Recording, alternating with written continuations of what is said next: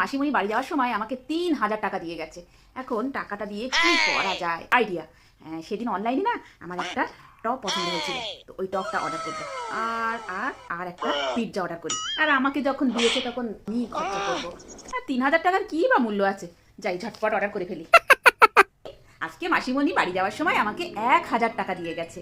কি করব ভাবছি এই টাকাটা দিয়ে। শীতে মার পাটা খুব ফেটে গেছে, মা খুব কষ্ট পাচ্ছে। ভাবছি এই টাকা দিয়ে মার জন্য একটা বোরোলিন কিনে নিয়ে আসবো, তাহলে মার পায়ের ব্যথাটা অনেক কমে যাবে। আর ভাবছি আমার বাবার একটা মাফলা নেই। বাবা যখন কাজে যায় বাবার খুব কষ্ট হয়, ঠান্ডা লাগে বাবার।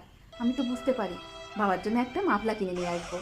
বাবা খুব খুশি হবে, আর আমার বাবার ঠান্ডা লাগবে না।